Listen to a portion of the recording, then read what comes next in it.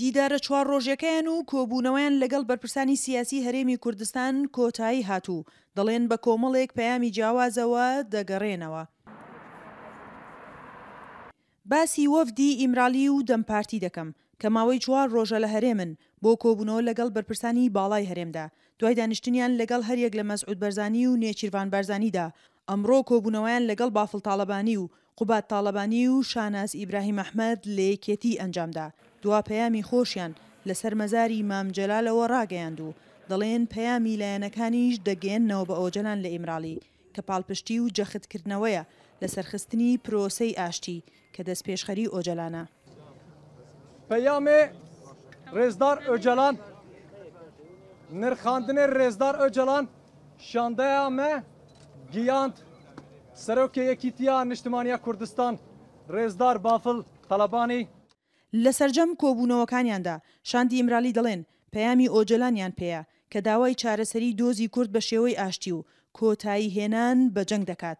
بۆ ئەمەش پێویستیان بە یەکەڵوێستی لایەنە سیاسیە کوردیەکان و پشگیریکردنیانە کە لە دیدی چاودێرانیش پرسێکی گرنگ و چارەنووسسازە بە دۆزی کوردەوە. پێویستە ئاشتی بەرقەرار بێ بەڵام گرنگی ئەوە لەوەدایەکەوە نیەتپاچی هەموو لایەنەکان بەرجەستەی ئەو کارە بکەن و کارەکە لە چوارچێوەیەکی استراتیژی دروشخایەن بێ نەوک لە چوارچێوەیەک تەکنیکێکی ئەوە بێت کەوال بۆ پرۆسەیەکی سیاسی قێزەوەن جێبەجێ بکرێت.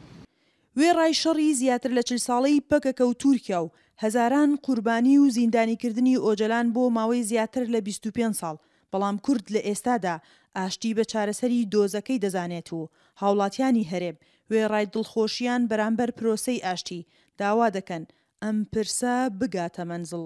باوەڕەکەمە پرۆسەیە ئەم بابەتە بە شێوەیەکی لۆژیکی دەتوانین کاری لەسەرکەین وەکو کورد و بە دنیاژی بڵێن ئەوەی کە ئاشی خوازە ئێمەین و ئەوەش کە دیسانەوە بابەتەکە بە لاڕێیا بات و بە دوای شەڕایە ئەوە دەوڵەتی داگیرکەری تورکە بێگومان.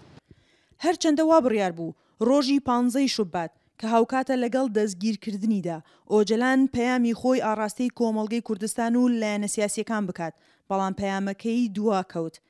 تا ئێستاش هیچ وردەکاریەک لەبارەی ناوەڕۆکی پەیامەکەیەوە نازانرێت بەڵام بەپێی ئاماژە سەرەتاییەکان ئۆجەلان داوای گۆڕانکاری لە سیستمی سیاسی و دەستوری تورکیا دەکات و بۆ چارەسەرکردنی پرسی کورد بە ئاشتی و لە بەرامبەریشدا ئەگەری دانانی چەک لەلایەن پارتی کرێکارانی کوردستانەوە.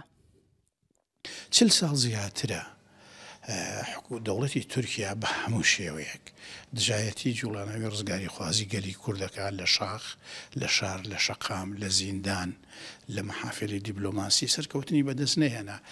ئۆجەلانی زیاتر لە 25 ساڵ زیندانکراوی کورد لە زیندانی ئیمرالیدا سێم جارە لە تەمەنی خۆیدا دەستپێشخەری پرۆسەی ئاشتی دەخاتە بەردەم تورکیا بەڵام لەلایەن کوردەوە تورکیا تۆمەتبار دەکرێت بە شکاندنی ئاگربەست و پێشێلی پرۆسەی ئاشتی. تورکیا شپەکەکەی بە دەستێوەردان لە خاکی تورکیا و هۆکاری سەرنەگرتنی پرۆسەی ئاشتی تۆمەتبار کردووە. سنوورکەری دەنگی ئەمریکا سلێمانی.